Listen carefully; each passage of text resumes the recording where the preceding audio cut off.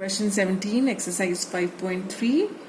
The question says that in a school, students thought of planting trees in and around the school to reduce air pollution. It was decided that the number of trees that each section of each class will plant will be the same as the class in which they are studying. For example, a section of class 1 will plant 1 tree, a section of class 2 will plant 2 trees, and so on till class 12th. There are 3 sections of each class. How many trees will be planted by the students?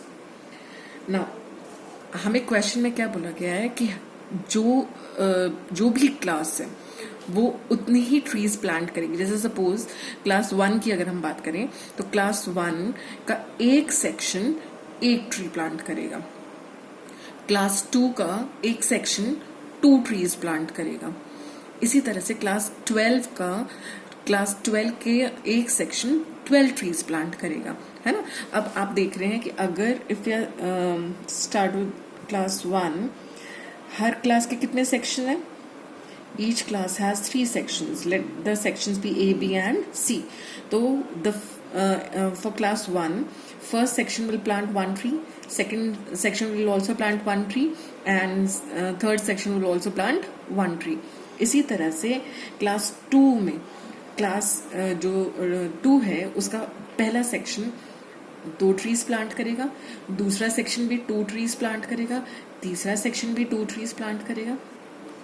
तो जो total number of trees है, total trees planted by each section by each class, है ना.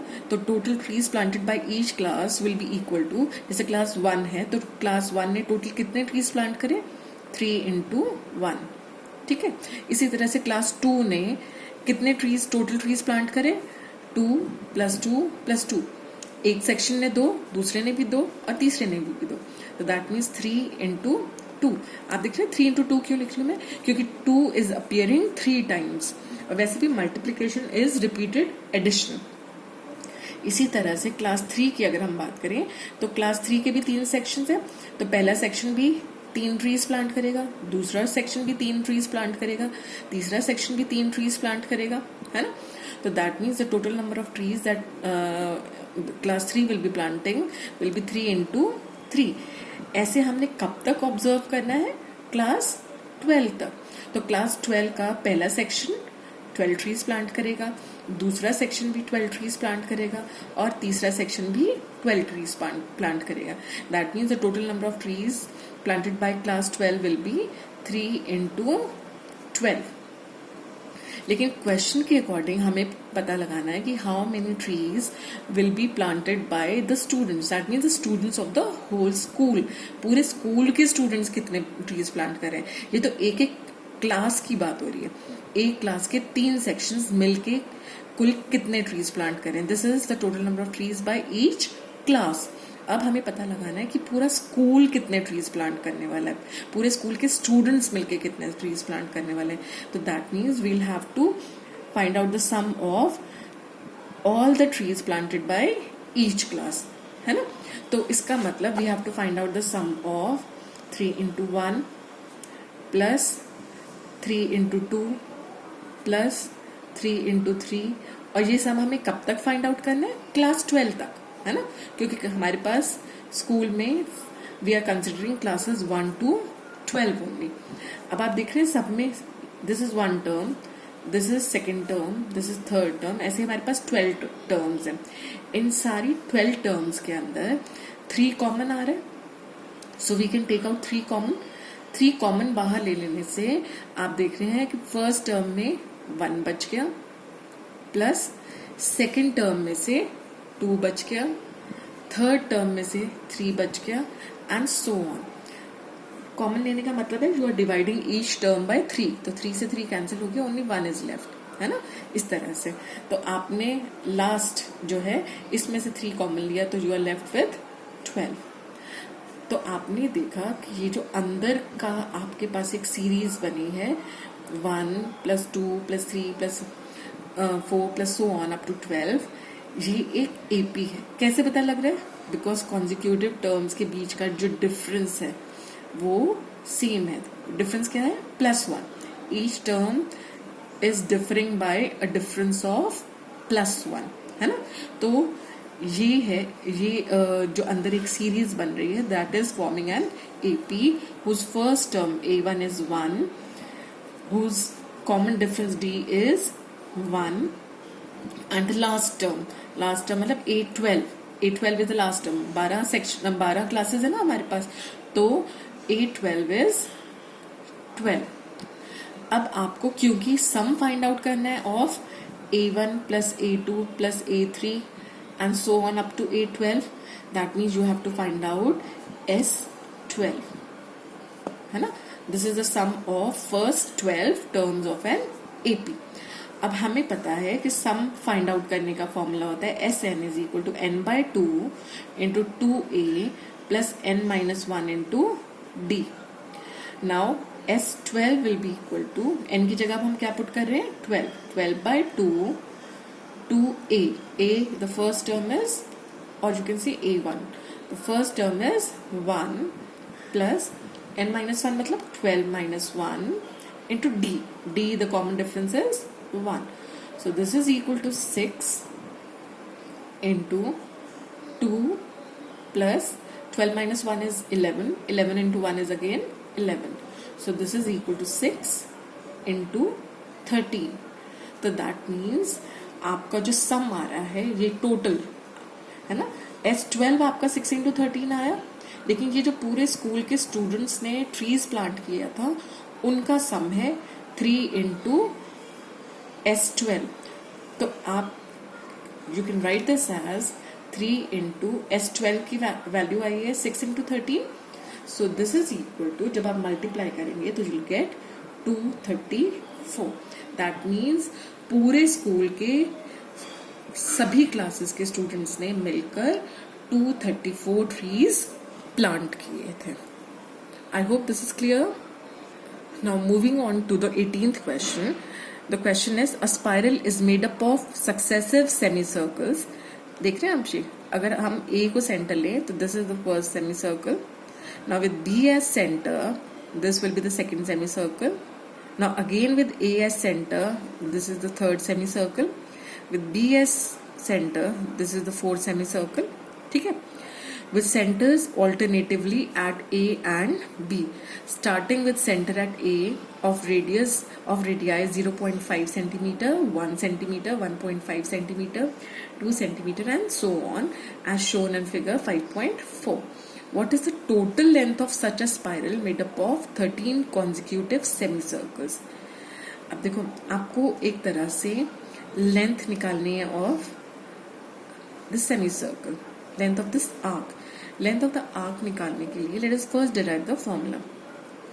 आपको पता है पूरे circle का अगर आप सर्कमफ्रेंस निकालते हैं या सर्कल को अगर हम देखें तो this is called the circumference of the circle, है ना, और this is also called the length of the arc, length of the boundary, है ना।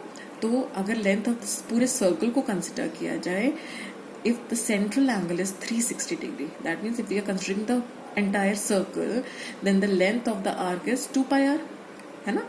ये पूरी जो सर्कल की लेंथ है this is 2πr which is equal to the circumference of the circle. तो अगर 1 डिग्री हम देखें तो 1 डिग्री एंगल पे length of the arc will be equal to 2πr upon 360 degree. हम यूनिटरी मेथड का यूज कर रहे हैं। देयरफॉर फॉर थीटा डिग्री, मतलब if the angle is theta then the length of the arc will be 2πr into theta by 360 degree which is equal to πr theta upon 180 degree. लेकिन यहाँ पे since we are dealing with semi circles, तो semi circle का मतलब हुआ कि theta is 180, तो आपके पास आ जाएगा length of arc is equal to πr theta upon 180 degree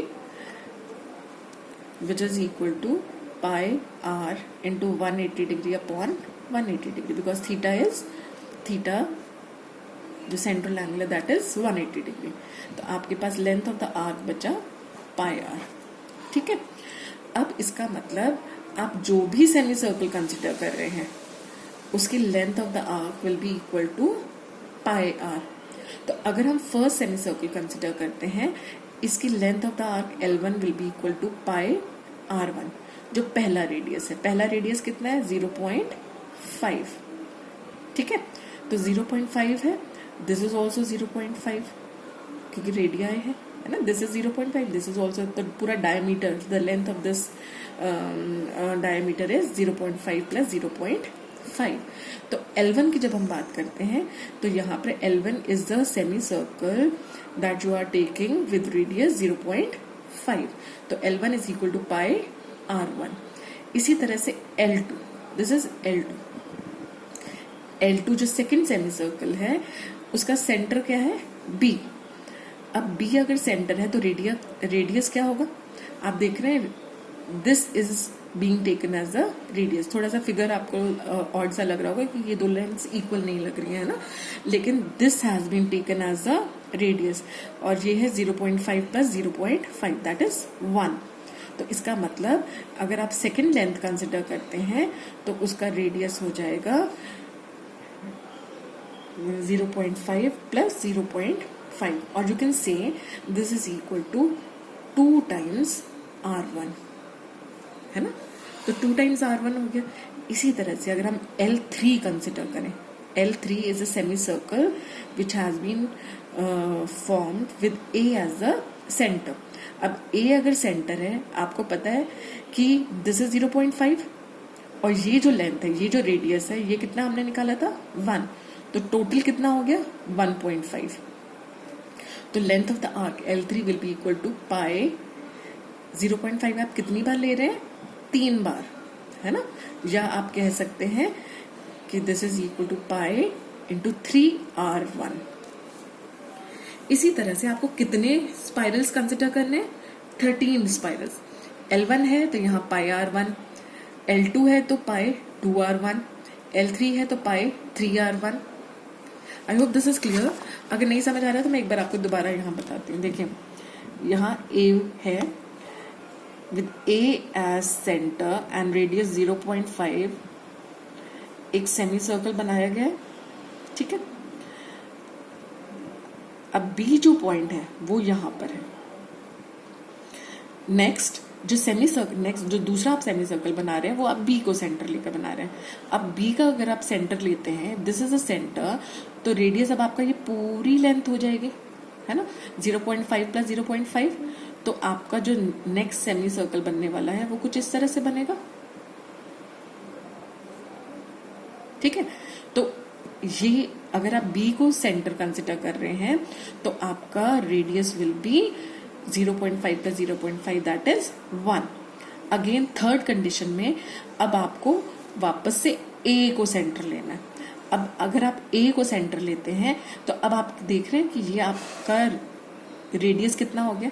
this is 0.5 and this is 1, तो 0.5 प्लस 1 मतलब 1.5, है ना। तो आप जो नेक्स्ट सेमी सर्कल बना रहे हैं उसका जो रेडियस है वो आपने 1.5 लेना है, क्योंकि ये जब B से आपने सेमी सर्कल बनाया वो यही कंटिन्यू हो रहा है ना। दिस इज 1, तो ये कंटिन्यू होकर 1 यहाँ भी आ जाएगा, तो 0.5 प्लस 1 दैट इज 1.5। तो जो आप थर्ड सेमी सर्कल बना रहे हैं उसका रेडियस है 1.5, या 3 टाइम्स आप 0.5 ले रहे हैं, ठीक है। ऐसे आपने कितने सेमी सर्कल्स बनाने हैं? 13। तो आपका जो L13 होगा that will be equal to pi into 13 times R1, क्योंकि आपने देखा था L1 था तो पाई R1, L2 था तो पाई इंटू 2R1, L3 था तो पाई इंटू 3R1। इसी तरह से L13 होगा तो that will be equal to pi into 13R1। अब हमें इन सारी लेंथ्स का टोटल फाइंड आउट करना है। That means we have to find out L1 plus L2 plus L3 and so on up to L13। That means this is equal to pi R1 plus pi into 2R1 plus pi into 3R1 and so on up to pi into 13R1।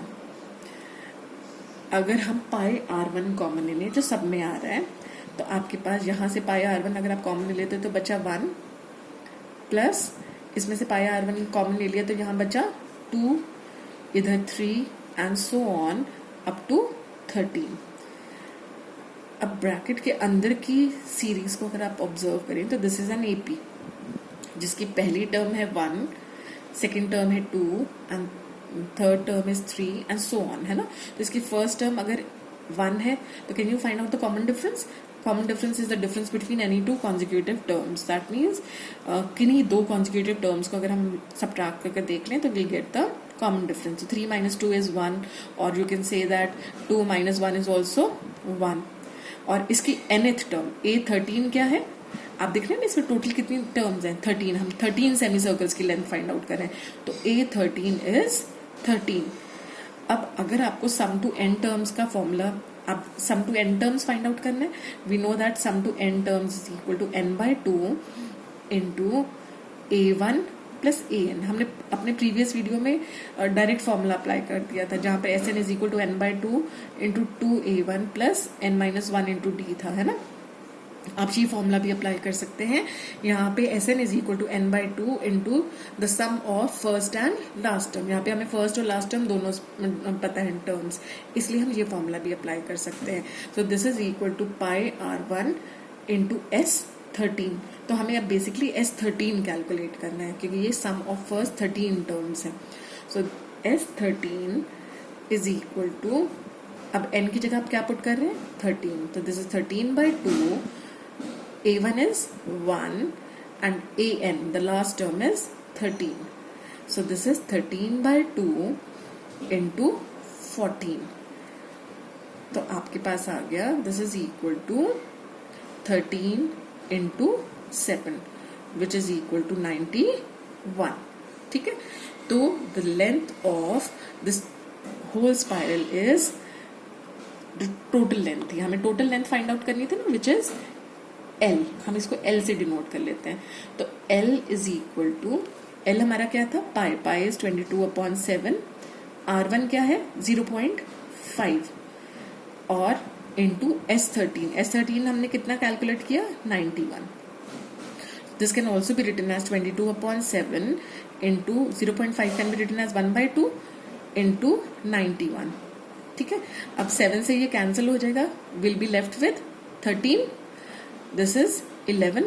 So 11 into 13 is 143. So the length of this, the entire length, the total length of the spirals made up of 13 consecutive semicircles will be 143 centimeter. I hope this is clear. Thank you.